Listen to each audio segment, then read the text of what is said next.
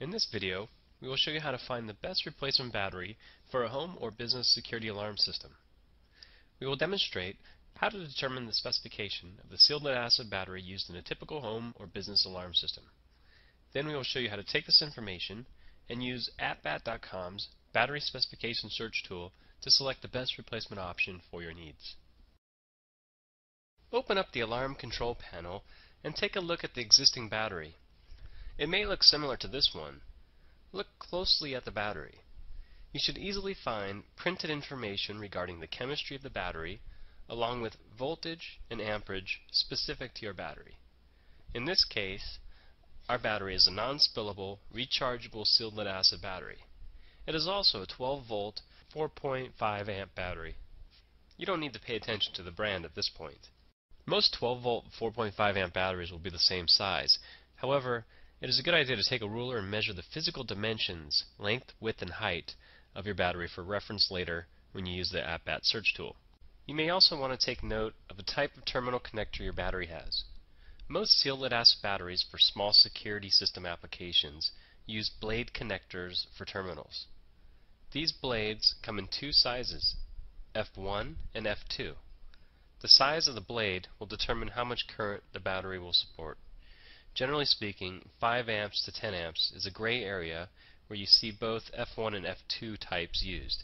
For 10 amps to 18 amps, it is usually F2 terminals, which allow greater current to pass through them. Make sure you order a battery with the correct terminal size. Otherwise, you may need to return the battery or buy separate terminal clips to convert F1 terminals into F2 terminals. If you don't have a battery to refer to, don't worry. You can find this information from the manufacturer's documentation, plus it is usually on a diagram found somewhere on the control panel. In our case, the diagram is located inside the door of the panel.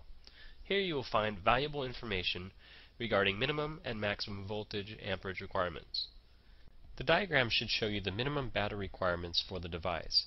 In our example, the minimum requirement is a 12-volt, 4 amp hour battery. Our diagram also indicates that you need a 12-volt, 17.2 amp hour battery to achieve 24 hours of battery runtime if the power is out.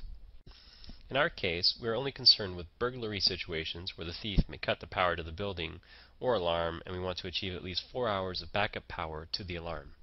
Since we already know 17.2 amp hours equals 24 hours of backup power for this particular alarm, we can then divide 24 by 17.2 to determine how many amp hours is required to achieve at least 1 hour of backup power.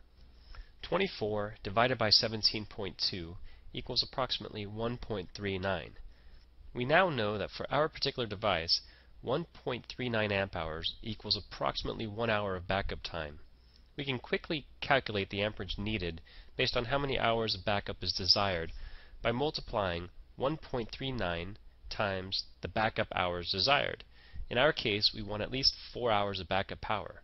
So the formula is 1.39 times 4, which would give us approximately 5.5 amp hours. Therefore, we will be looking to replace this battery with a 12-volt, 5.5 amp minimum battery.